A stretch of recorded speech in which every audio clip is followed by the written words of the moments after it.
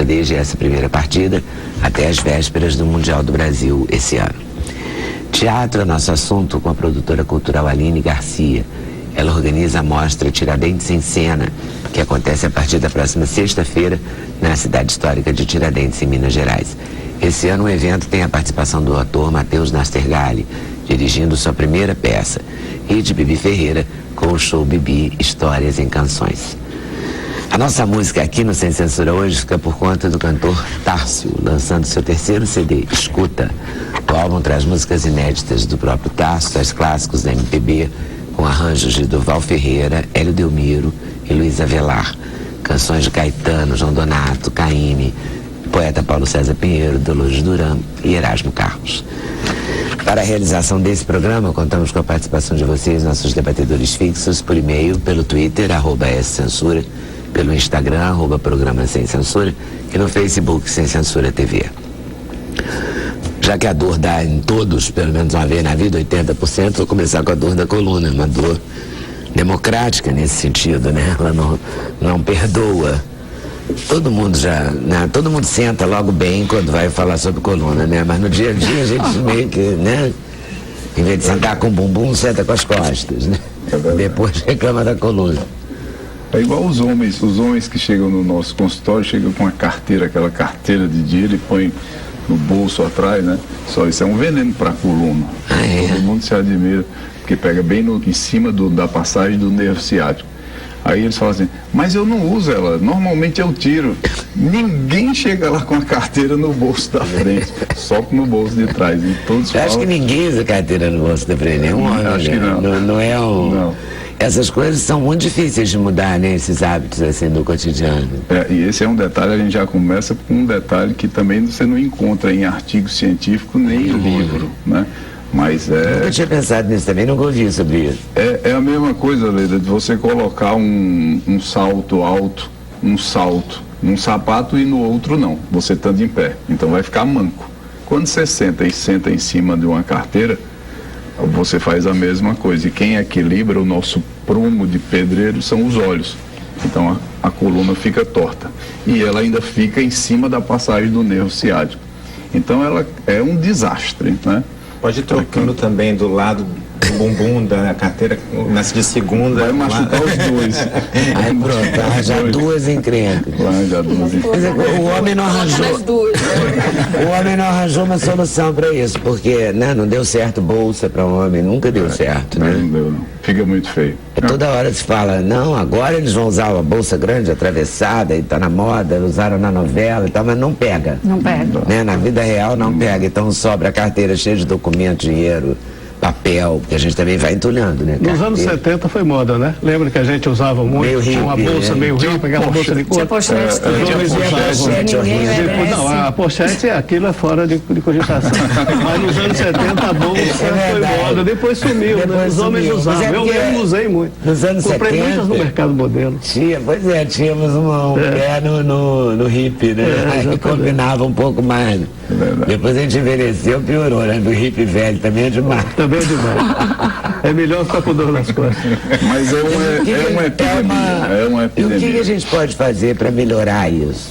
Além de não usar a carteira no bolso de trás, no caso dos homens. Os números realmente são alarmantes. Mas tem uma fórmula, né? A fórmula é a atividade física. Mas tem algo está acontecendo na estrutura do ser humano em função da história do celular, do computador, é a postura. Essa coisa da má postura, ela existia, né? Mas agora nós somos obrigados a ficar mais tempo sentado, né? A automação, internet, computador, iPhone, iPad, enfim, cada vez mais o homem fica mais parado.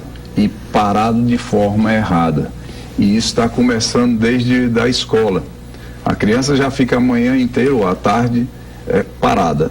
E antigamente ela ia para a prática esportiva, ia, enfim, para brincadeira. Hoje a brincadeira é no iPhone, a brincadeira é no computador. E a coluna vai perdendo as suas curvaturas, né, normais. Uma delas é essa curvatura lá da lombar, onde o bumbum fica arrebitado. Tem um professor francês, que é o Philippe Souchard, da RPG, ele diz: a mulher brasileira está perdendo o bumbum, está diminuindo o bumbum. Mas não é que está diminuindo o bumbum, é essa curvatura que nós estamos diminuindo.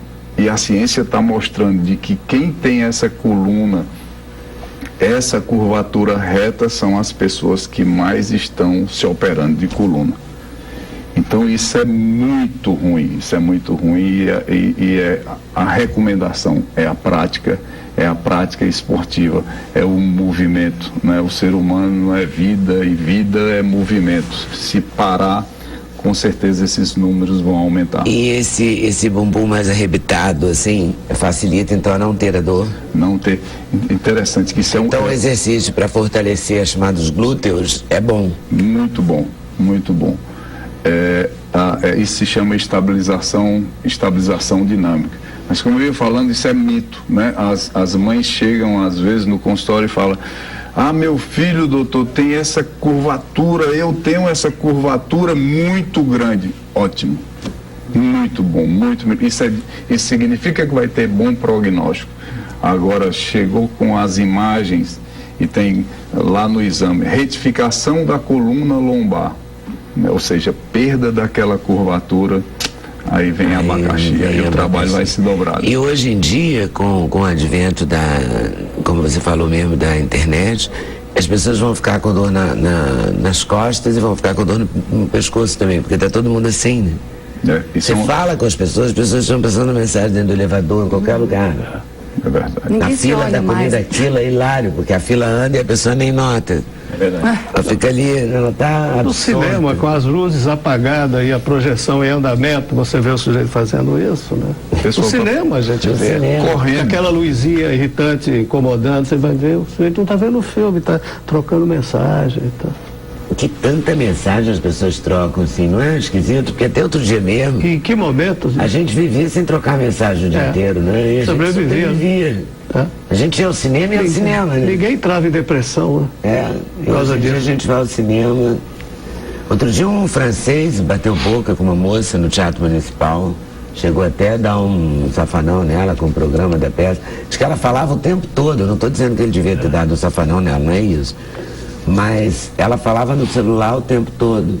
Teatro, é muito comum você estar quando vai terminando a peça, a terceira idade vai de van, mas os filhos ficam monitorando. Então começa a ligar: acabou, mãe? Não, filhinha, não acabou, não. E você está lá vendo o final da peça, o final do show. Eu acho que assim, a tendência eu acredito que a tendência é que todos esses lugares comecem a ter bloqueadores de linha. Que você entra para assistir um filme ou ir num espetáculo de teatro e você não tem sinal nenhum. Seria muito bom. Seria muito bom, porque aí você não é impossível você... acabou o espetáculo, ligou o sistema, você volta a ter... Isso para isso funcionar. Para isso funcionar, eu digo num futuro a longo prazo. 2032. Porque... O telefone seria automaticamente desligado, mesmo que você não mexesse, teria lá um mecanismo. Que é um absurdo, né? Tem que chegar nisso. Não precisa, porque na realidade eu acho que assim, se manda mensagem, você acha que você tem que responder na hora, sabe? Parece que é tudo imediato. Você não espera mais, né? Você tem que ficar ali, é agora. Não é assim, você pode responder daqui 15, daqui 1 hora. Você pensar tem um ineditismo meio estranho, assim, sabe? Parece que toda hora você tem que estar ligado. As pessoas não aguentam, né? Existem pessoas que acordam de madrugada para ver se tem mensagem. E aí é a questão do vício, né? Que a gente se tem, vai responder. E tem a cobrança do outro também que lê, porque hoje em dia você sabe quando a pessoa recebeu e quando ela leu a mensagem. Então, ele fala assim: fulano recebeu, leu a mensagem e não me respondeu. Como assim? Né? Porque lá...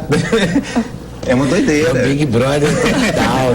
Esse aí quando estão incomodando a gente. Ontem eu resolvi fotografar, estava correndo em Ipanema e ligado aqui no teu programa, né, que viria hoje. E aí você começa se você observar também a quem não lhe incomoda, aí você vai ver o absurdo. O sujeito está correndo e está olhando no celular, está andando, está de skate, está olhando no celular. Aí eu fotografei. Sair fotografando, enfim. Isso aqui eu vou mostrar aqui para alguém, para ver o absurdo em que se chegou, né? E isso faz realmente um mal. Esse aí, no caso, para quem está correndo, aí não vai ser só a coluna, não. Ele vai se estabacar também, né? Não é? Porque a tendência é essa. Está correndo risco. Agora, se a pessoa não se estabacar, só na vida normal, quer dizer, tem outros detalhes, assim, tipo esse da carteira, que foi muito interessante para a gente tentar evitar? Você falou a questão da bolsa, né? A bolsa, as mulheres que agora não tem mais bolsa, é um sacolão, né? Um sacolão. E o carteirão, às vezes. Quanto maior, e vai colocando. Se esses objetos ficarem para frente, nessa bolsa grande, associado a isso, um salto alto, então que você põe um salto alto, ou põe algo que te projeta, te leva para frente, o nosso corpo, quando você está em pé, ele está todo equilibrado. Tem os músculos que estão ali para trabalhar, sem problema o dia todo, e tem outros músculos que não devem ser trabalhados. Normalmente esses mais externos, os músculos da beleza, do movimento que você malha e fica sarado. Esses músculos, eles vão ter que compensar o salto alto e o peso da bolsa que te projeta para frente. Esses músculos vão ter que te trazer para trás. Isso aí é o que vai causar a dor, queimação nas costas e, com a sequência, a compressão nas articulações, no disco, e isso leva a discopatia, a hérnia de disco e aí as cirurgias, né, que estão sendo feitas também aí de forma descabida e uma coisa louca, né? De tanta cirurgia de coluna sem a necessidade. Então isso é algo do dia a dia que é perigoso para a mulher, né? É o salto alto que deve ser mesclado e também a bolsa. Mesclado, tipo assim, um dia usa, outro dia não usa? Ou durante o dia. Hoje muitas mulheres já usam um salto mais baixo e põem um salto alto na bolsa para andar, para quem anda muito, enfim, pega ônibus e tal, e isso é uma atitude correta. Põe o salto alto para chega no trabalho, enfim, de se apresentar bem, mas andar o dia todo de Quando a gente alto, viaja, a gente percebe muito isso. Nos Estados Unidos, por exemplo, as pessoas muito arrumadas de tênis. E de tênis, sim, porque elas vão pegar metrô, não sei o quê, dentro da bolsa, o sapato para usar no escritório, no consultório, no seu local de trabalho, né? Sensato e saudável. Mas aqui ainda não temos tanto esse hábito, né? Outra coisa, Leda, que os saltos são cada vez maiores, eu não sei se você já notou. E as calçadas cada vez piores. Eu não aguento. Agora está 20 centímetros. Chique é 20. Agora a sapatilha, por exemplo, o salto, ok, mas quem também só usa a sapatilha não usa salto, também prejudica? Não. A sapatilha está liberada? Normal. É normal. O problema é que tem mulher que tem dor usando a sapatilha ou sapato sem salto, pelo hábito de usa até em casa. Não dá. Isso daí, aí é porque a gente está falando de coluna. No pé ela não suporta, porque ela fica de ponta de pé e ela vai causar fascite plantar, dor no calcânio, enfim. Aí elas não aguentam e usam o salto em casa também. É o hábito. A musculatura encurtou atrás, né? É um elástico. Ela encurta e fica encurtado. Pobre dos vizinhos. Isso. Aquele saltinho top nessa cabeça. No taco. No taco. É de matar. Quando chega em casa meia-noite, de madrugada, começa pro banheiro. E você acompanha tudo, né? Você participa da vida da tudo, claro. A vida moderna é muito louca, né? Mas a sorte é que a gente hoje tem solução, né? Tem tratamento, graças a Deus. Também tem estudos, enfim, tem toda uma literatura sobre isso, uma evidência, uma constatação também. Hoje já tem e as evidências convergem para o tratamento não cirúrgico. Pois é, você falou que estão fazendo muita cirurgia. Por quê? Estão fazendo meio cesariana da coluna, assim? É assim, Leda, para o grupo, o grupo que estuda, que, enfim, os especialistas, eles estão operando menos. Mas essa triagem, ela não é feita, né? Para quem não conhece, a pessoa que não tem a oportunidade de ter um especialista em coluna e vai a qualquer um. E aí tá se operando, o negócio é cirurgia. A indústria da cirurgia é muito pesada. E essa indústria, ela é contra o tratamento conservador. Não faça fisioterapia, não faça atividade RPG, física. Hidroginástica, hidroterapia. Eu fico imaginando como é que fica na cabeça do paciente. ele vai no médico, o médico diz que é cirúrgico, vai no outro e ele diz que não pode fazer atividade física, e hoje a ciência preconiza, faça atividade física qualitativa, que você previne dores na coluna e que você remedia também, você melhora com a atividade física. Aí vem o médico e diz, nem pensar em musculação, nem pensar em pilates. Como é que fica? O que melhora mesmo a coluna? Pilates, a musculação? Todos os dois. Agora, todos os dois também levam risco para o paciente. E aí tem que ter o profissional qualificado. Tem que ser bem indicado. Bem indicado. Principalmente o Pilates. Porque o Pilates é uma técnica, se você perceber que são aparelhos que te deixam livre, solto, no ar. Não tem o apoio como os equipamentos de musculação, tecnologia e tal. O Pilates é você que tem que ter a consciência corporal e o profissional te ajudar a fortalecer, a alongar, a respirar e a posturar. Se esse profissional não entende desses conceitos e não sabe o que é dor na coluna, aí o bicho pega. Você está correndo risco. Corre. E hoje a gente recebe muito mais pacientes que vêm do Pilates do que propriamente da sala de musculação.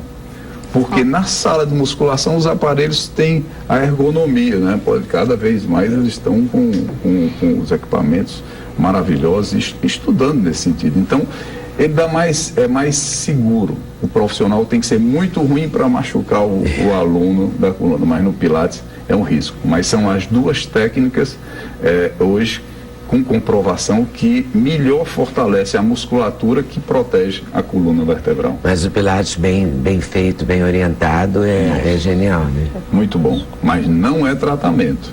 Não é tratamento. E às vezes o pessoal está confundindo Pilates, né, como tratamento. É uma técnica esportiva, né, uma modalidade esportiva. No caso, para nós que trabalhamos com coluna, de pós-tratamento, de pós-cirúrgico, de pós-fisioterapia, mas não é uma técnica terapêutica, até porque é em conjunto, né, de dois.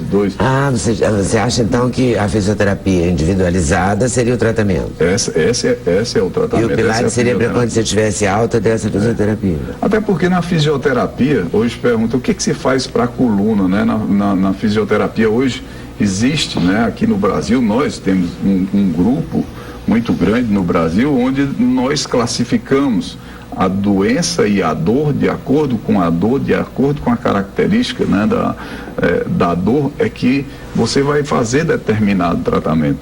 Antigamente é que fazia, põe calor, põe gelo, manipula, faz RPG, faz...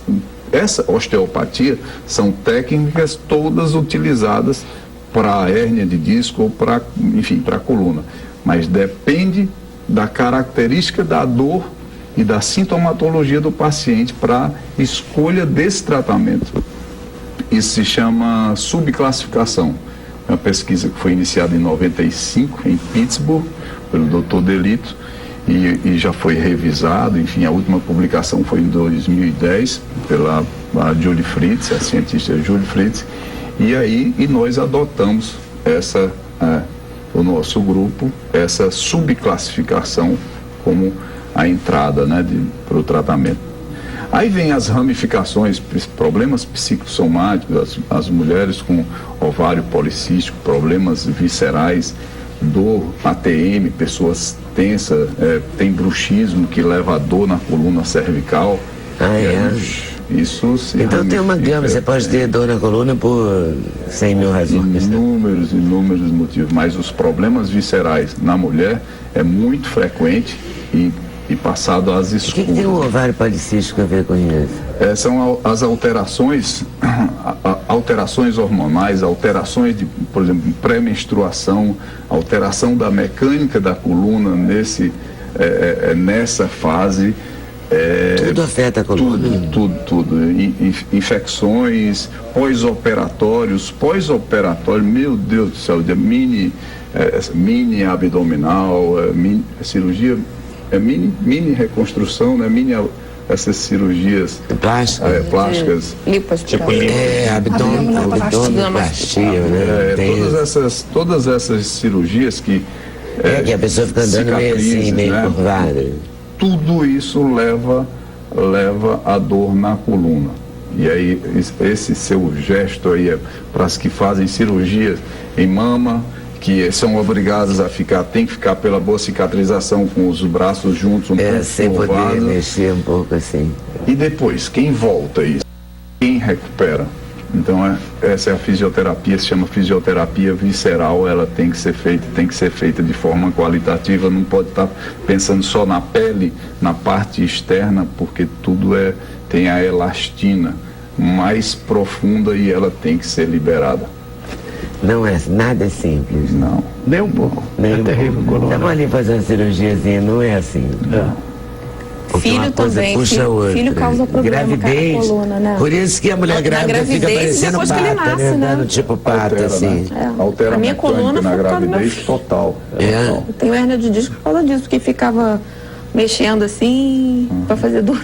Pois é, a própria gravidez que a gente fica com aquele andar de pata, exatamente para equilibrar a barriga, né? O período menstrual, né, a menstruação, então há uma alteração na coluna, é como se fosse um mecanismo de defecação para a saída do sangue. Então há uma retificação do sacro, há um favorecimento da biomecânica nesse período de menstruação e pré-menstrual. Essa alteração é o que desenvolve, é o que vem a desenvolver a dor na mulher no período pré-menstrual, lógico, além das alterações todas, humor. Bom, então o ideal, quer dizer, para não ter problemas de coluna, seria desde a adolescência começar a fazer exercício físico. Desde criança. Desde criança. Desde criança. Criança brincar, né? Seria o ideal. Tem um questionamento, é muito comum no período escolar, quando começa, mochila é um problema para a criança, mas é aquele momento que ela vai levar ali para a escola. Problema mesmo é o tempo que ela fica, como ela fica sentada na escola, né? Que essa história que eu ia falar, é essa cadeira. Não é à toa que você tem uma cadeira com um braço que descansa o cotovelo, que relaxa o trapézio, enfim, que te apoia, te dá um apoio. Isso tudo tem que ser repensado para a criança na escola e principalmente quando ela sair da escola, à tarde. O que essas crianças estão fazendo? Esse é o segredo. Não adianta com 16, 17 anos o bicho já pegou, Leda. Se você perguntar, eu tenho 28 anos de formado. Quando eu me formei, eu não atendia jovens com dor de coluna. Ninguém atendia, não existia dor na coluna e num adolescente, num jovem de 20 anos. Vá numa clínica e hoje você vai ver quantas crianças, quantos jovens estão com dor na coluna. E a minha geração não. Na minha geração não tinha isso. Nem sabia o que era isso. Não tinha isso. Não tinha isso. Isso é muito louco. Isso é muito louco e tem que... É uma epidemia, né? É gastos e mais gastos de governo, convênios não sabem mais o que fazer, porque o material cirúrgico é caríssimo. O americano que pesquisa gasta 50 bilhões de dólares por ano com cirurgia de coluna. 50 bilhões. E aqui nós vamos no mesmo rumo. O negócio aqui vai no mesmo rumo.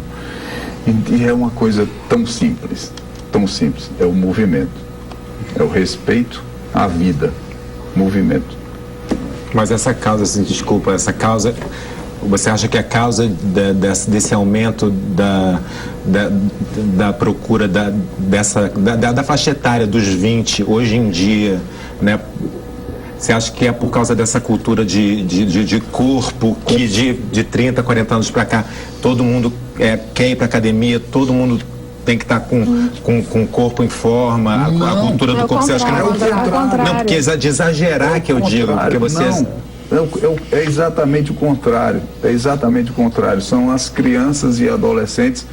Lógico que tem um percentual, ele é pequeno, né? A gente pensa que isso é muito, mas só para você ter ideia, aqui no Brasil, ele não dá 10% da população brasileira, né? Até mesmo que não tem, na maioria não tem condição, mas é exatamente o contrário. Foi o videogame, depois o computador, e aí crianças e adolescentes, e agora o adulto também ficou parado. A humanidade está parada, a gente faz tudo. Se você quiser, você trabalha com teatro, né? Músico, né? Você vai ficar em casa. Você fica em casa e não sai mais para nada. De casa tu vai... Na verdade, acho que a gente passou a se mexer menos há uns mais de 30 anos, porque seu controle remoto, né? Todas as veio coisas gradualmente, né? Foi gradual, né? Foi as coisas, a gente levantava para trocar de quando eu era adolescente. A gente poder trabalhar de casa, mandar as coisas por e-mail, etc. A gente não fazia isso, a gente ia. Pois é, a gente internet correio. tirou muito da mobilidade, a gente não vai mais ao correio, manda tudo. A gente levantava para atender telefone, para trocar de canal da televisão. Para ir ao correio colocar uma carta. Agora nada disso você levanta. Hoje em dia é quase um carro por habitante, né? Os adolescentes quase não usam. Para nada também, né? Se você quiser, você pode fazer compras e a falência até, de tanto que você pode comprar na internet.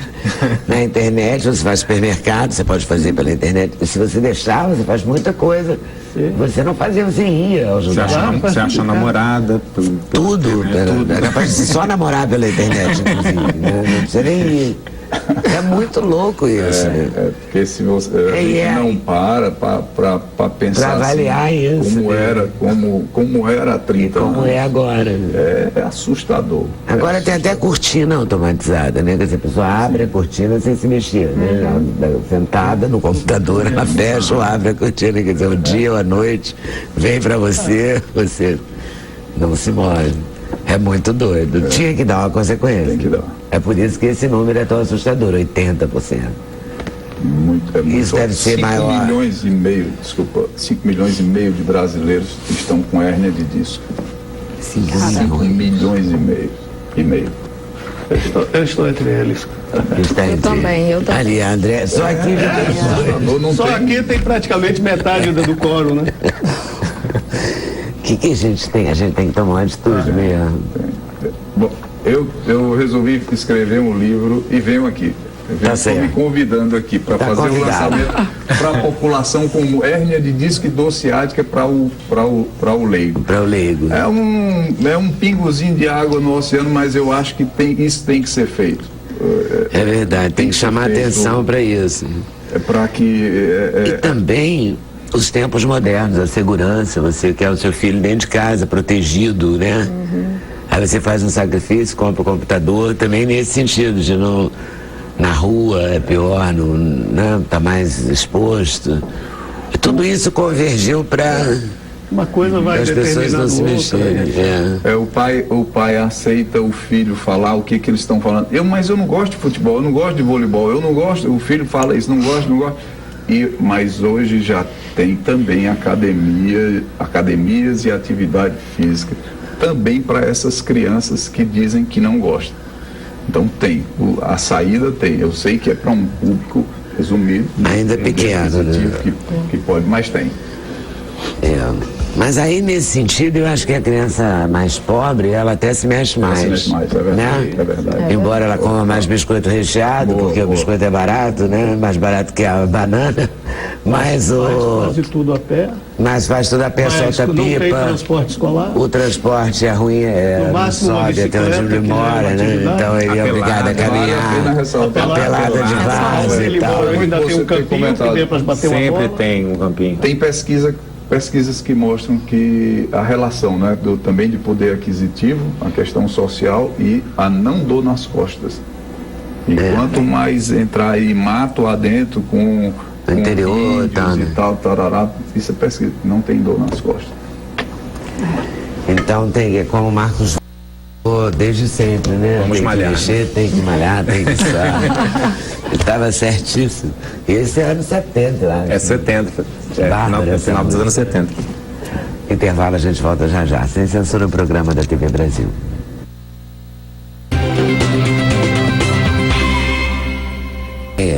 Sobre o vício em celular, quer dizer, essa coisa que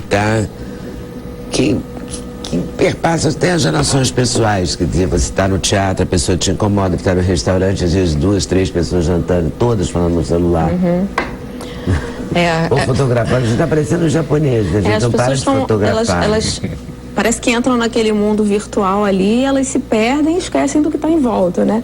É até interessante porque hoje eu acho que eu me testei de alguma forma, eu saí correndo, vim para cá sem celular. Entrei no táxi e falei, meu Deus, eu tinha me programado de mandar um monte de mensagem Eu falei, o que eu faço? Eu falei, Andréia, fiquei olhando em volta, conversando com o taxista. Aí não tinha o endereço pra cá, ele me emprestou o celular dele. Resolvido, a gente vivia sem celular há um tempo atrás, né? Então, isso tá tomando um rumo, assim, que às vezes é muito complicado. E a gente vê pessoas... Eu atendi um adolescente há um tempo atrás, onde ele veio pedir ajuda porque ele não conseguia... Assim, ele ficava apavorado da bateria do celular acabar, porque ele achava que as pessoas no WhatsApp iam achar que ele não tinha dado atenção a eles, né? Então ele ficava desesperado para poder carregar a bateria, então assim, ele não queria perder a atenção das pessoas, né? Isso acaba assim com essa necessidade interna de atenção, de agradar, e isso acaba gerando um comportamento compulsivo, né? Então, assim, eu acho que são coisas que a gente precisa estar muito atento, né? Dia das Mães agora, eu me dei conta, assim, a gente estava em família, cada um com o celular, daqui a pouco a gente estava se falando pelo celular. Eu falei, peraí. Aí eu falei, vamos... Aí a combinação foi, vamos guardar o celular, porque olha só, a gente está no Dia das Mães, né? E aí, assim, as pessoas voltaram a se olhar e se falar, porque senão, né? Deixa eu ver se chegou uma mensagem, deixa eu ver o Facebook, dizer, que tipo de relação. E isso chega a pontos, assim, né? De, por exemplo, pessoas acordarem de madrugada para ver se chegou mensagem, de como é que está o Facebook, atrapalha o sono, atrapalha as relações pessoais, atrapalha o trabalho, porque não se dorme direito. Então, eu estou no trabalho, eu estou produtiva no trabalho, mas daqui a pouco eu tenho que parar para olhar o Facebook e tem uma mensagem nele, está piscando ali embaixo. Deixa eu ver se chegou uma mensagem no WhatsApp. Quer dizer, e tem pessoas que elas não conseguem controlar isso como qualquer outro tipo de vício, né? A pessoa... o vício bate em alguém de um jeito diferente que bate no exatamente, outro. Né? Os 10% aí que se diz que tem vício em celular, mas são pessoas que normalmente têm uma tendência a comportamento impulsivo. Isso acaba gerando no celular como drogas, álcool, etc, né? Então, é um cuidado realmente, porque isso, o vício, ele vem quando você começa a perceber que as pessoas reclamam, quando o marido está se sentindo que não tem atenção, quando não se dá atenção ao filho quando chega em casa, porque você tem que... E eu tenho tido no consultório muita reclamação de criança, a minha mãe chega e só fica no celular. E aí, daqui a pouco, a criança está aprontando para chamar a atenção daquela mãe ou daquele pai, porque o pai chegou e tá no celular o tempo inteiro. Então a criança vai pro celular e nunca mais eles vão se falar. Exatamente, que na verdade é o que vai acontecer. É loucura, porque toda a família, né? É a sociedade inteira. Todo mundo tem um aparelho... Um iPad, um iPod. Um telefone, né? O telefone que tá ligado no mundo o tempo inteiro, né? As crianças, às vezes, eu vejo filho de adolescente ou pré-adolescente de 9 e 10 anos de idade já com celular e com celular ligado na internet, todos com 3G ligados ali. Outro dia no aeroporto eu fiquei observando uma mãe dormindo assim, a filha deitada assim na perna dela, no iPad, a menininha devia ter uns 4 anos. A mãe dormiu um sono ali, esperando esse negócio de avião atrasado, porque a garotinha lá... E mexe melhor que a gente. Muito melhor, porque ela veio com chip novíssimo, já veio adaptado. As empregadas domésticas, tinha um pintor na minha casa fazendo uma obra, e ele estava em cima da escada, pintando e brigando com a mulher no celular, ficava olhando, falando, isso não vai dar certo, vai cair ou ele, o telefone, ou lá, nunca caiu nada, ele segurou bem. Mas... faxineira, ele discutia, faxineira, o tempo todo, passam roupa falando no celular. Assim, e aí a coluna, né? E aí a coluna, né? Toda torta, porque segura aqui enquanto... Mas é muita loucura. Cada operador. Rádio, e o outro é só pra internet. É uma loucura. Aí um toca música, o outro ela fala no telefone. É muito louco. Tá todo mundo ficando bem maluquinho, né? Isso começa muito cedo, né? As crianças, assim, eu tenho um filho de 10 anos e, assim, os amigos, cada um com o seu tablet, eles jogam pela internet entre eles, né? E aí, assim, às vezes a gente, né, os nossos amigos, a gente diz assim, olha só, esquece tudo isso, vão correr, vamos... Porque se deixar, eles querem ficar naquele mundo virtual. Porque é muito fascinante também. Porque é fascinante, né? Realmente mas a gente tem que... Eu acho que a gente tem que... Eu limito. E a minha orientação pros pais das minhas crianças, assim, vamos limitar. É uma quantidade X de tempo por dia, ou não usa durante a semana, vai usar no final de semana. Eu limito, porque senão a gente não ajuda eles a criarem controle interno. Né? E aí é isso, aí fica naquele vício, e depois isso vai modificando, depois é a coluna, quer dizer, você gera uma geração muito doente, acaba ficando muito doente. Tem um estudo que mostra que essa utilização também em função da timidez, né, de muitos jovens que não tem vergonha de falar, pelo menos namorar, paquerar alguma coisa, e que isso a pessoa fica mais desinibida, escreve, ninguém está me vendo, não está vendo minhas reações. Porque por trás de toda compulsão existem questões internas individuais, né? Como é o caso desse meu adolescente, que ele tinha uma necessidade intensa de agradar. Então, ele não poder responder a mensagem no WhatsApp é como se ele estivesse desagradando o outro. E aí foi super bonitinho, porque a gente trabalhou e ele conseguiu se controlar nisso. Questões de autoestima, então eu tenho que me postar o tempo todo, né? Tudo que eu faço, o selfie, são todas as viagens que eu faço, todos os momentos da minha vida, né? Então eu tô sempre lindo, feliz, maravilhoso, porque eu sou muito bom. Então, tem questões internas, mas não é um Facebook. Então, assim, tem questões internas que geram, né, esses comportamentos que, na verdade, assim, você precisa parar e olhar para dentro, né? Senão você fica nessa... Eu tava lendo outro dia, já vi isso há algum tempo, né? Hoje em dia não se fala mais em intimidade, se fala em extimidade, né? Que é a intimidade vivida... Né? Então tem pessoas que postam coisas que eu falo assim, meu Deus, qual é a necessidade disso, né? Então, assim, as pessoas precisam sair desse externo e voltar um pouquinho para dentro para ver, assim, por que eu preciso, né? Por que eu estou esquecendo, por exemplo, da minha relação com meu filho para ficar no Facebook o tempo inteiro? Né? Eu acho que os valores estão um pouquinho modificados nisso, mas né? por conta disso. Será que é uma coisa que vai assim, a gente vai se lambuzar porque a gente não teve e vai passar? Eu espero, né? Sim. Porque assim, a gente às vezes mergulha numa coisa que, não, movimento feminista, queimou sutiã, odiou os homens, agora já entrou numa coisa mais light, né? Assim, queremos ser respeitadas assim, mas não odiamos os homens, desejo. Não. A coisa vai se equilibrando depois que passa o período de descoberta e estranhamento e tal, aí vem uma certa normalidade. Será que daqui a uns anos todo mundo vai considerar normal? Cada coisa no seu lugar. Eu cinema, não é levar o celular. Eu acho que você falou muito bem. Eu acho que é cada coisa no seu lugar. O telefone tem sua função. Não, é bárbaro, né? Eu não sei como é que a gente viveu sem celular, por exemplo, para comunicação rápida e para às vezes você falar com pessoas que você não... Eu acho ainda ótimo. Fotografa, né? Ele fala no telefone e fotografa. O problema é quando isso invade, claro, quando né? Convívio, né? Convívio, né? Que precisa de intimidade, de olhar no olho, né? Então isso, né? Eu acho que, mas assim, o meu desejo é que isso uma hora diz assim, ai, não aguento mais isso, né? Mas isso aí eu acho que o que vai acontecer, quer dizer, o progresso disso que vai chegar num lugar num problemático, né? Que aí a gente vai ter que começar a ter leis, porque, né, o respeito ele vai termina onde começa o do outro, como no caso do exemplo que ele estava dando do cinema. E aí você vai ter que começar a criar leis para dizer aqui pode, aqui não pode. E aí a gente vai voltando. Mas já tem até etiqueta. Tem, como era cigarro, né? Hoje em dia tem que você até etiqueta do celular, né? Mas em cima do que você estava falando, já está acontecendo. Você quer ver uma? Nós estamos falando menos no celular. Nós estamos falando menos. A gente está havendo uma comunicação mais. Você pode ver, a conta de telefone diminuiu. E as pessoas estão mais no WhatsApp, no Facebook e tal, e falando menos. Falando menos, mas não usando. Mas olhando mais, né? Olhando mais, você fica olhando para ver, você olha mais para ver se chegou a mensagem. Agora, eu acompanho isso. Você está utilizando o telefone menos do que o aparelho de telefone. Falar e mais para as outras formas de comunicação que ele proporciona. Utilizando menos como telefone, porque está usando como máquina de escrever, como para e-mail, exatamente. É isso? E o que eu penso é assim, que ainda tem uma etapa a se vencer nesse processo de tecnologia, que é a imagem, é o vídeo, né?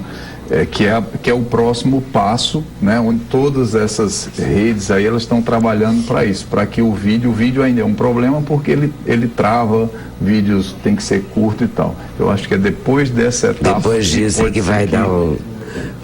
Vamos ver, né? Vai aparecer alguma Vamos acompanhar, coisa, mas acho que a família também tem que participar, né? Sim, sim. No caso das crianças, acho que porque, tem na que ter verdade, limitação. as crianças, elas acabam dando um limite, mas não é um limite muito compreensível, né? Então, se o pai e a mãe estão ali enfurnados, né? Ou ela realmente vai se enfurnar, ou ela vai começar a desenvolver comportamento de agressividade, seja lá o que for, para chamar a atenção. Só que os pais têm que estar atentos, e às vezes eles estão tão ligados no que está acontecendo no celular. Também estão fissurados no celular, por isso que eu não estou vendo. Eu passei isso agora, porque por causa do festival, né, falando, telefone, meu telefone não para, eu tenho um filho de 3 anos, aí eu fui levar ele para assistir um espetáculo infantil, Tapetes Contadores, aí a Helena, contente que é a atriz, virou e falou: agora, por favor, mães e pais, desliguem os celulares, porque confunde a história, eu começo com uma, termino com outra.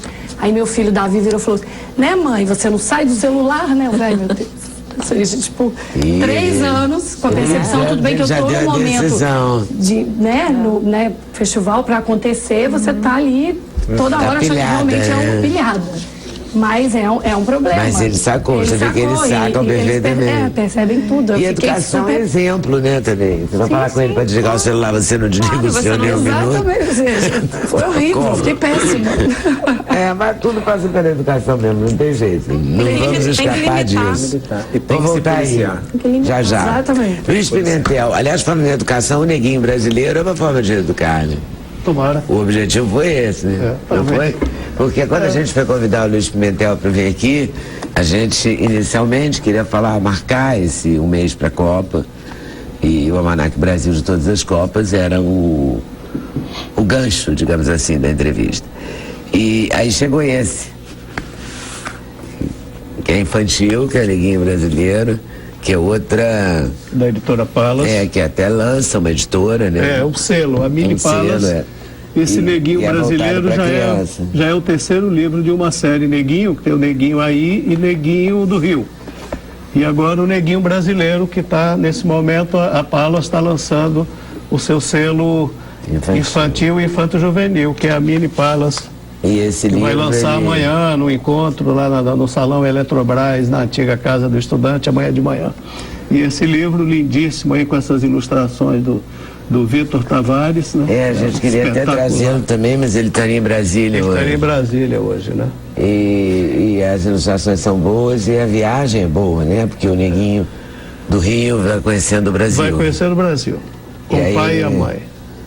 Uma família que vai, que descobre, que visita, tipo... Vai, Bahia, igrejas. Aí ele vai à igreja da Pampulha, aí ele come comida mineira, ele vai ver o que a Baiana tem, aí chega no Farol da Barra, aí ele vai ao Marco Zero do Recife. Faz um passe, passa no Ceará. E vai falando as coisas o Círio de Nazaré, e vai a Belém. Os personagens, as figuras, os nomes. E aí ele vai descobrindo, né? Aí ele vai ao Pantanal, encontra o Tuiú, lá, Monumento aos Bandeirantes em São Paulo. E lá vai ele. E volta depois pro Rio. Você queria que ele fosse aonde mesmo? Ao Ceará. Foi. Mas como aqui continua, né? Talvez venha o número 2 e ele comece pelo Ceará. Mas ele passa do Ceará. Ele passa do Ceará. Você é da onde, Luiz? Eu sou baiano. Você é cearense.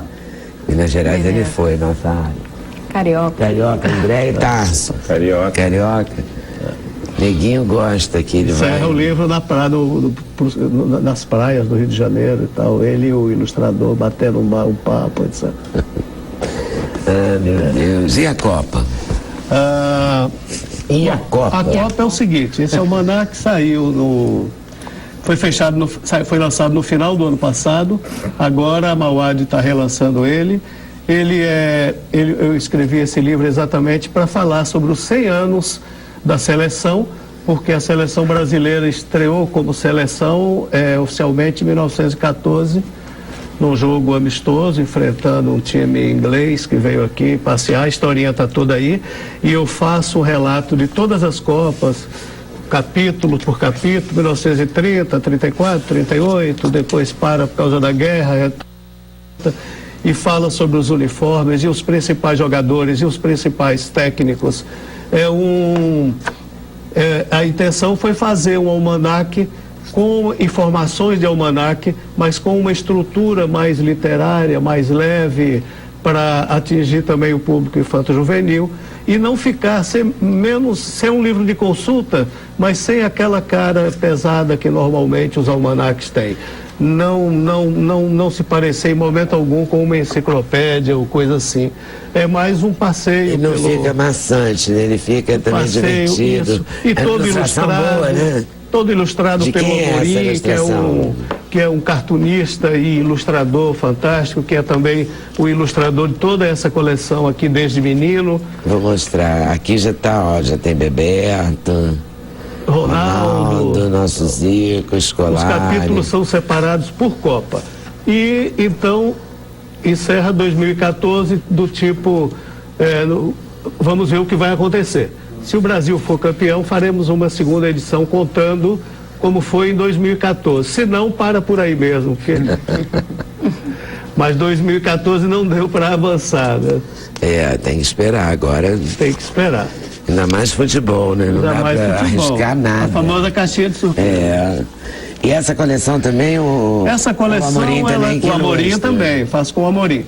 Essa coleção chama Desde Menino, é a história dos grandes times do Rio e de São Paulo, contada para a criança. Então tem os 4 grandes do Rio, Flamengo, Fluminense, Botafogo e Vasco, e também os 4 de São Paulo, Palmeiras, Corinthians, Santos e São Paulo.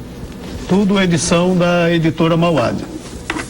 E aí você vai ter que depois fazer dos outros estados, né? Provavelmente, esperar talvez fazer, aí já tem questões específicas de distribuição, nos estados já tem, do Rio Grande do Sul, por exemplo, tem uma editora que fez os times de lá, em Minas tem uma editora que fez Cruzeiro e Atlético, então talvez nos estados é um pouco mais delicado, por isso que eu fiquei com os grandes. Aliás, aqui a situação do Sudeste. O futebol sempre é delicado, né? Sempre é delicado. Quanto mais você avança, por exemplo, Minas, quem é atlético, eu já entrevistei uma vez um rapaz que atleticano, que ele passou anos falando dinheiros, até viu o real. Porque ele não ia falar cruzeiros. Então ele não falava cruzeiros, ele falava, isso custa não sei quantos dinheiros. E aí vem o real, aliviou, né? Aliviou de falar. Mas esse era fanático, casou com o hino do Atlético e tal, entrando na igreja e tal. E essas coisas pegam muito, né? O futebol, não, porque e o futebol tem lugares, o Sul também, e tem a questão do humor no futebol, que é muito interessante. Eu fiz na Mauad também com o Amorim uma coleção chamada Piadas de Sacanear, que é uma coleção de anedotas.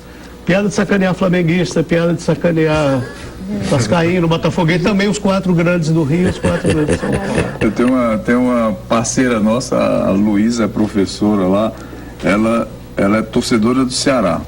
Então ela sai e vai para um outro município para colocar a placa do carro dela, mas não põe em Fortaleza. Em Fortaleza, que é o nome do time adversário. É mole. É maravilhoso. Maravilhoso.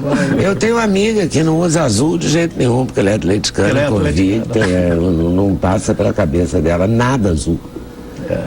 Não é uma cor que ela essas coisas que são fundamentais também para manter do Vitória e do Bahia. Pensou se todo Vitorinha não puder trocasse a placa do carro para tirar o BAzinho do Bahia, né?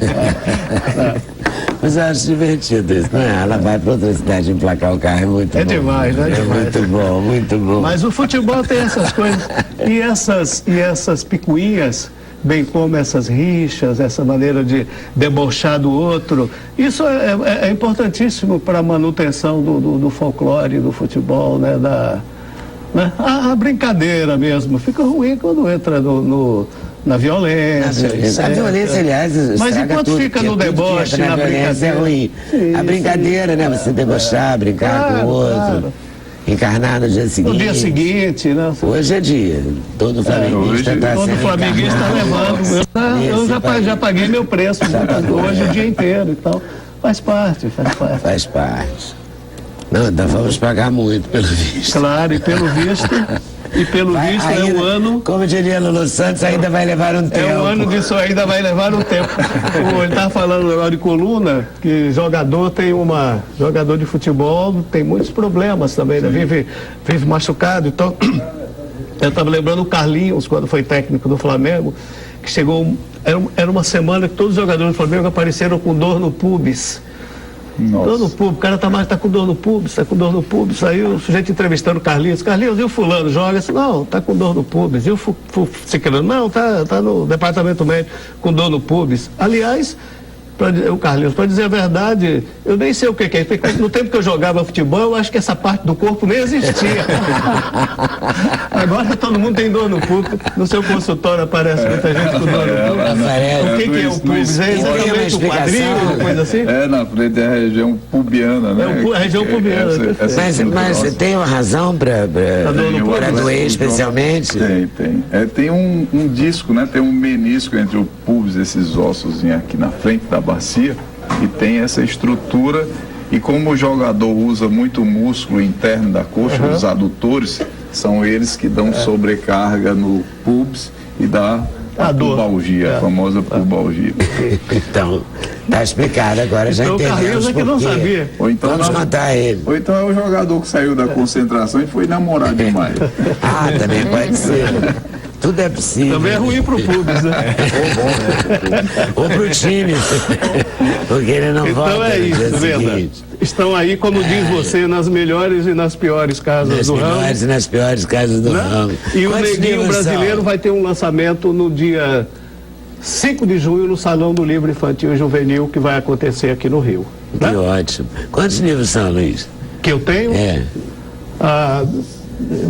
Mais de 50, porque só para criança infantil e infanto-juvenil tem uns 40 e tantos. E eu tenho também livros de contos e de poemas e literatura. E quando você decidiu investir nessa literatura infanto-juvenil, você achava que tinha espaço, achava que faltava? Porque houve um tempo que a gente tinha os livros tradicionais da infância, né? E os infantos juvenis eram meio traduzidos, meio segunda linha. E mesmo os tradicionais da infância eram dos autores mais tradicionais também, né? Era a obra do Monteiro Lobato. Então, nos anos 70, final dos anos 70, 80, surge toda uma quantidade grande de escritores se dedicando à literatura infanto-juvenil. Né? Inclusive escritores que já escreviam para adulto. É quando aparece Ziraldo, Ana Maria Machado, Ruth Rocha, etc. E nos anos 80 que eu escrevi o primeiro livro infantil, que eu queria fazer uma homenagem ao meu avô. Escrevi um livro chamado Bravo Soldado Meu Avô. Já tinha publicado um livro para adulto de crônicas, e eu achei que o resultado do Infanto Juvenil ficou tão interessante que eu continuei fazendo. E foi ficando cada vez mais fácil fazer, também mais fácil publicar, e esse ano eu estou fazendo 30 anos da publicação do primeiro livro. Olha que barato, hein? E anualmente publico alguns títulos, nunca parei de fazer nem de publicar. Também as editoras passaram a se interessar, os salões abriram espaço. Os salões abriram espaço, o governo começou um programa de compra de livros para distribuição nas escolas públicas, que é muito interessante, que todo ano abre esse programa, e todas as editoras têm o direito à liberdade de escrever os seus títulos. É um programa absolutamente democrático, e se seu título for selecionado, o governo compra uma boa quantidade. Então isso gerou um mercado para a literatura infantil e juvenil, um mercado específico, que as editoras valorizam muito e que é muito bom para o autor também, porque quando você tem um livro seu selecionado nesse programa, significa que a editora vai vender uma boa quantidade de exemplares, o seu nome vai circular, mas você vai receber um direito autoral maior. Livro, né? Sim, como sempre. Mas nesses casos você recebe um direito autoral melhor, um pouco, e né? Sabe que o seu livro está em bibliotecas e escolas do país inteiro. E melhora para o leitor, para o menino que está na escola, porque ele vai ter um livro, né? E ele vai ter um livro, claro. Então esse programa do governo, que não é recente, já vem há muito tempo. Paulo Renato, felizmente os governos vão mantendo. Estão mantendo. E todo ano tem mais de um edital, tem o programa Biblioteca na Escola, tem o programa do professor, tem o programa, enfim. E as editoras ficam atentas a isso. E as escolas também passaram a chamar autores para fazer palestras, para participar. Isso aproxima o leitor. De livro, as bienais, Começaram cada vez mais a levar o autor para falar com o público. E as crianças aí, né, Bienal. Exatamente. E puxar também o autor infanto-juvenil, que era, há alguns anos, era um pouco marginalizado, era considerado uma literatura menor. À medida que vai surgindo, que os livros vão ganhando uma cara gráfica desse nível, à medida que surge um ilustrador, que nem o Vitor, que faz uma coisa bonita, uma obra de arte dessa, valoriza o produto. Não tem como, o produto vira... Primeira linha. Muito bom. Vou fazer outro intervalo. Volto já falando com a Aline Garcia sobre a Mostra de Teatro de Tiradentes e com o Tarso sobre o terceiro CD dele, onde ele canta de Mulambo a Canção de Amor, né? Passa aí por um repertório, aliás, vai de Erivelto Martins a ele mesmo, Tarso. Sensação no programa da TV Brasil.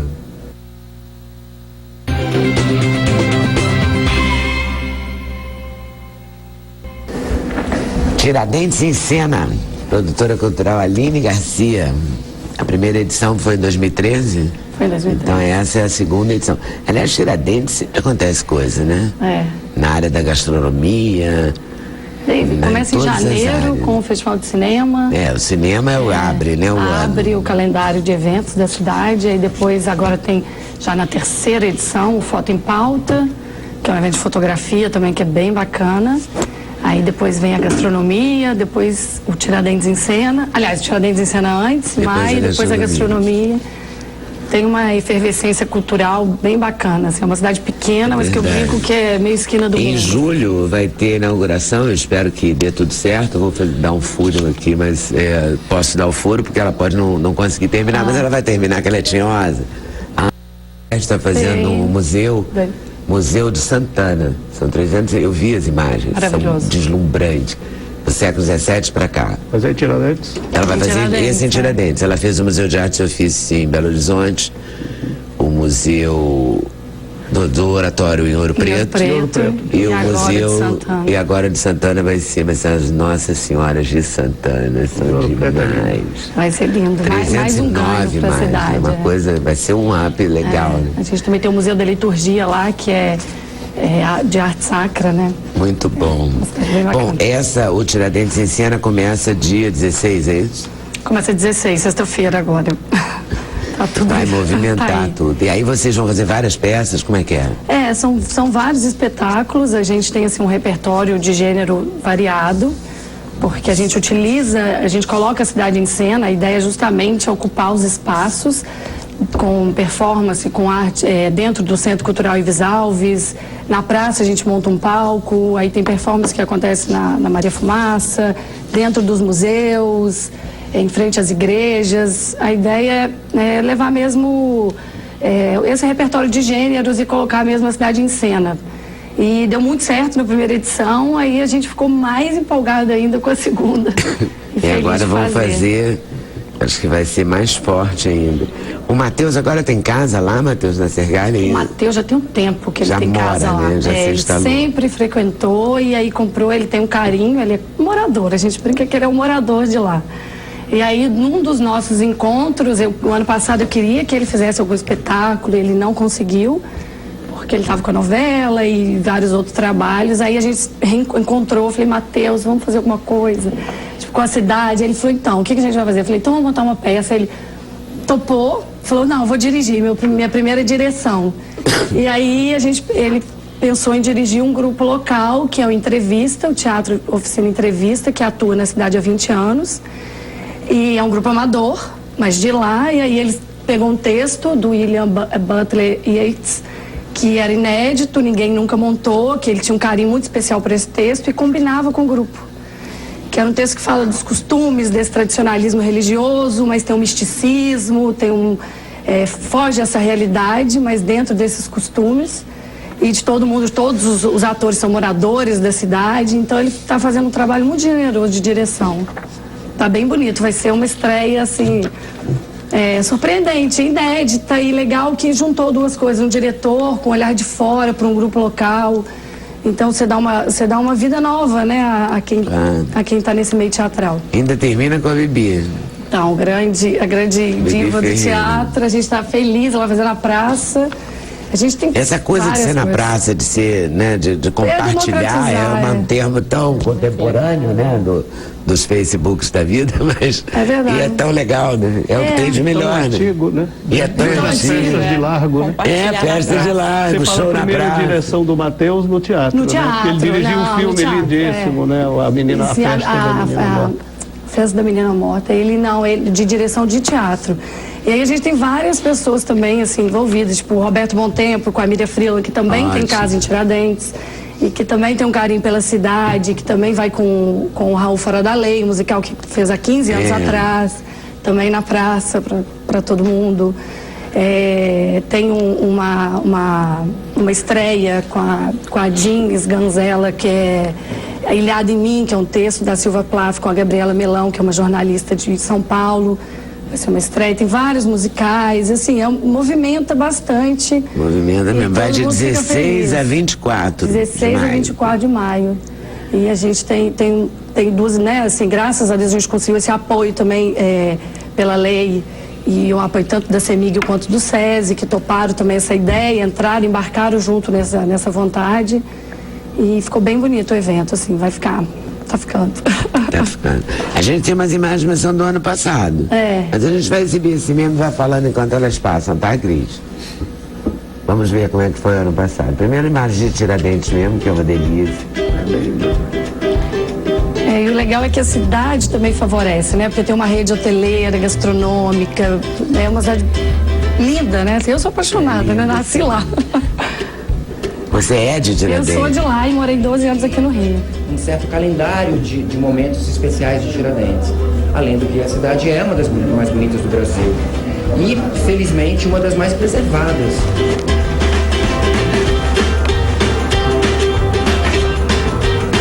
O grupo teatral Todo Mundo de Lá? É uma arte muito transformadora, muito única. Essa sensação de estar vendo ali no momento acontecendo tudo, as pessoas, né, ao vivo ali, as emoções, você vendo o ator, a emoção pulsando assim.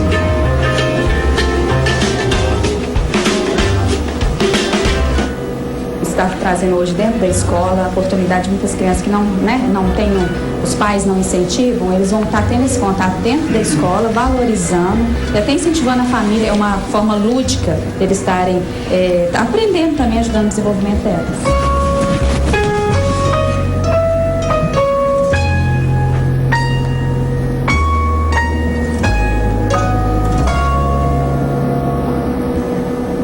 Muito boa, Aline. Boa sorte. Daqui a pouco tá aí, tem o site também, que tem a programação toda. Como é que chama? Inclusive, como é que é o site? Eu quero muito que você vá, Leda, faça o convite aqui, ao vivo. Muito obrigado, eu quero ir sim. Tem muito tempo que eu não vou a Tiradentes. Estou com muita vontade de rever essa cidade. Todos vocês, foi linda há anos. Tá, gente, o convite é para todos. É linda há anos, né, Tiradentes? Muito bom. E é bom isso que você tenha voltado para lá em cidade. Mas você faz móveis também, né? Na realidade. Eu quero ver seus móveis. Um dia ela vem aqui com os móveis. Tem há 60 anos. Meu avô foi o pioneiro lá com móveis. Antigamente era antiguidade, depois ele passou para demolição. Então, ele faz com madeira. Você faz hoje com madeira de demolição. Tem o nome até do meu avô, que é Venerando, que fundou a oficina, que está lá. Eu também ajudo agora, voltei, porque eu, enfim, engravidei, eu quis voltar com meu filho para justamente evitar poder correr e poder ter uma vida mais saudável, né, do que eu tinha aqui. Mas também continuo agitada, preciso acalmar, falar menos no celular. Não tem jeito, né? É desse tempo. Desse tempo contemporâneo que a gente vive, não tem jeito. Você produz o festival. Eu produzo, produz o festival, pronto. Mas já deu uma cara diferente, já agitou a cidade. E está agitando a sua própria música, lançando um selo, porque ele é o primeiro produto que vem da Marrom Music, é isso? O primeiro disco do selo da Marrom. E Marrom, então agora tem um selo. Isso. É mole? Não, ela já tinha o selo que ela lançava os CDs dela. Né? Agora isso. lançou você. Eu sou o primeiro artista da Marrom Music, que é uma parceria com a Biscoito Fino. Muito bom. E cá está o terceiro CD do Tarso, que eu falei ali, que tem de Dolores Duran, a Erivelto Martins, passando por composições minhas. Na verdade, o disco ele começou com com um telefonema que eu recebi do Johnny Alf há anos atrás, de uma música que eu cantei no programa de rádio do cover artístico da JB, e a música acabou entrando na programação da rádio. Eu recebi um telefonema do Johnny, não conhecia ele, elogiando a gravação. Eu falei assim, poxa, o próximo disco que eu fizer, eu vou gravar a canção, eu vou intitular o disco. Então, o universo todo do disco, ele passa por Johnny, pela fase pré-bossa nova, né, e aquele clima cool da bossa nova. Então, é mais ou menos um pouquinho de samba canção, samba, um pouquinho de pop também, porque, né, minhas influências, enfim. Mas e tem pérolas, tem Dora de Dorival Caymmi, tem A Noite do Meu Bem, do Luz Duran, tem o nosso poeta Paulo César Vieira, uma parceria com Hélio Delmiro. Hélio Delmiro fez arranjos? Hélio Delmiro fez arranjos de algumas faixas do Elinho Delmiro, Luiz Avelar e Durval Ferreira. Só gente ruim, né? É só. E o Elinho Delmiro só gente toca que não também. Tem muita prática, é isso que eu quero estão dizer. começando agora, eu tô dando uma força para eles. Falar em pouca prática, tem o Marcos Valle com o Paulo Sérgio Valle no samba de verão, que é lindo. Tem Mulambo. Deixa eu ver de quem é Mulambo, que eu não sei até hoje. Augusto Mesquita e Jaime Florencio. É assim mesmo que você fala? Isso. Olha que barato. Essa música é uma viagem, né? E você tem várias faixas? Quantas são? Metade do disco é de gravação, metade são inéditas, composições minhas com meu pai, composições minhas com outros parceiros. Que bom, porque seu pai sempre te deu muita força. Sempre, tá sempre presente. E sempre foi um homem do mundo da música. Né? Conhecia todo mundo, participou dos festivais e, enfim, estudou com Ivan Lins, Gonzaguinha. Como é o nome do seu pai? Tarci. Resolveu fazer direito, delegado da Polícia Federal, enveredou para outros lados, mas sempre ali com a música sempre próxima. Com aquela turma, né? Na turma da Tijuca. Sempre com a turma. Do movimento. Exatamente. Amigo do Paulo Emílio, do Aldir. Exatamente. O povo do mal ali, movimento artístico universitário, né? Exatamente. O povo do mal fica pensando que eles são do mal. Né? Eu expliquei que o mal era um movimento artístico universitário. Mas é isso, é um disco que eu gravei, né, em 2005, na verdade é um disco que eu gravei antes de morar em Nova York, que eu fiquei quase 7 anos lá fora. Veio aqui, inclusive, com esse disco. Exatamente. E aí eu agora quis lançar o disco que eu já tinha gravado há um tempo. A gente já está até com outro já no forno, já que é o próximo, que já está pronto. Também não pode parar, né? Estamos aí para isso, né? Claro. Estou de volta no Brasil e tem até Gatinha Manhosa, né? Bem João Gilberto, assim. Muito bom. E você vai fazer qual música pra gente? Eu posso fazer o Lambo, Canção de Amor, eu posso fazer a voz de uma pessoa vitoriosa que você falou que gosta, que eu gravei no DVD da Alcione, também, que foi mais um presente dela ter me convidado para participar do DVD, assim, fiquei super feliz. Eu canto o que você quiser, Lida. Eu voto em Mulambo. Então, você vota em Mulambo. Então a gente vai fazer uma votação aqui. Eu vou pedir outro intervalo enquanto ele vai ali pro palquinho, né? Ok. Nosso palquinho. Ficamos combinados assim, sem censura, no programa da TV Brasil.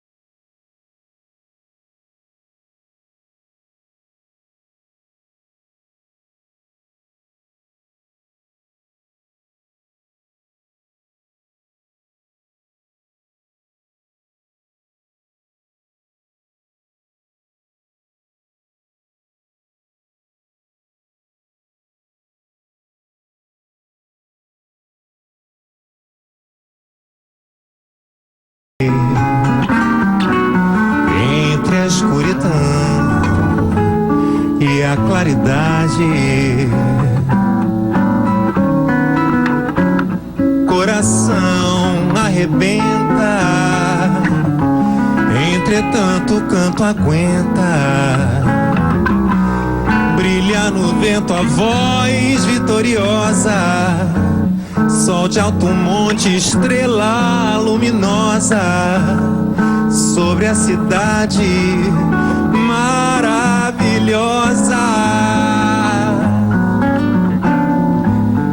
E eu gosto dela ser assim, vitoriosa.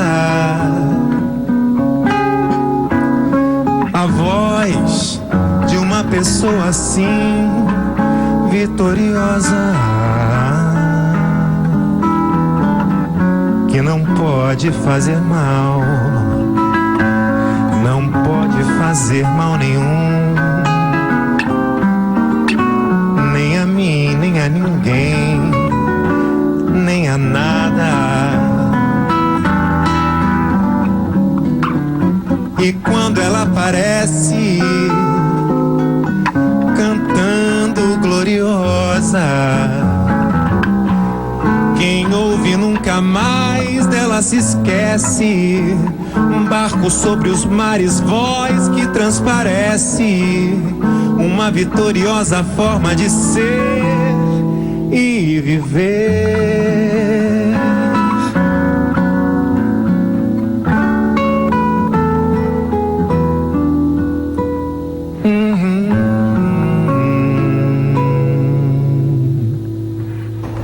Letra do senhor Caetano Veloso?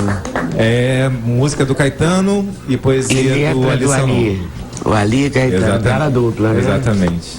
E uma mulher vitoriosa mesmo, do Maranhão para o mundo. Nós falamos aqui com o André hoje sobre o uso excessivo, na verdade, né? Sim, sim. Acho que tem que trabalhar mesmo uma parceria escola-família no sentido de educar, de educação mesmo, né? E colocar cada coisa no seu lugar, né? O celular tem um lugar, mas que não invada os espaços importantes de convivência, né? Porque... de relações, porque também a vida é real, né? Sim. E que bom que ela é real. Bom, né? Não é só virtual, né? E que bom que ela permite, por exemplo, o Tiradentes em Cena. Exatamente, colocar. E é muita vida ali, né? Porque teatro é ao vivo. Né? E na praça. Tá convivendo. É um convívio. É um convívio mesmo. Por favor, não levem seus celulares ou deixem desligados. Sem som, desligado, né? Não atrapalhem a peça. Luiz Pimentel lançando ao mês da Copa aqui com a gente o álbum O Almanac Brasil, que tem um formato de almanac de todas as Copas, de 1914 a 2014. Nós vão 100 anos, com direito a ilustrações do Amorim. Temos aqui todos os jogadores, toda a história da Copa. Tem a história dos jogos, Flamengo desde menino, Vasco desde menino, Botafogo desde menino, Fluminense desde menino. E temos o Neguinho Brasileiro, que vai ser lançado no Salão do Livro Infantil Juvenil, dia 5 de junho. Tá certo. E temos que ter cuidado com a dor na coluna. É preciso se mexer um pouco, né, Helder? Atividade física, é palavra de ordem. Assim como todos aqui falaram que tinha quase todos, né, com problema na coluna, eu deixo só o site, o herniadedisco.com.br. Nele tem inclusive essa cartilhinha que nós lançamos aqui no seu programa. Tá vendo? Que bom. E agora os internautas Você vai inclusive lançar o livro aqui. Venham sim. Tá convidadíssimo. E a gente pode, pelo site Hernia de Disco, acessar essa cartilha. E retirar essa cartilha. Tá certo. Muita gente viciada aqui em celular. Acho que todo mundo vai ter que aprender a lidar com isso e com outras formas de comunicação, mas a gente vai ficar com a forma de comunicação musical do Tarso, com o auxílio luxuoso do Cirol Silva, né? E a gente vai mostrar o CD do Tarso e vai dizer que vou entregar para ele encerrar para mim. Obrigado a vocês todos por terem vindo. Valeu. E lançamento no Rival dia 28, queria muito que você fosse 28 de maio, Rival. 28 de maio no Rival. Bombado. Amanhã a gente se vê, ok? Boa tarde, boa noite, até lá. Tarso, contigo. Saudade, torrente de paixão, emoção diferente que aniquila a vida da gente. Uma dor que eu não sei de onde vem. Deixaste o meu coração vazio, deixaste a saudade ao desprezar-lhes aquela amizade que nasceu ao chamar-te, meu bem. Nas cinzas do meu sonho, um hino então componho, sofrendo a desilusão que me invade.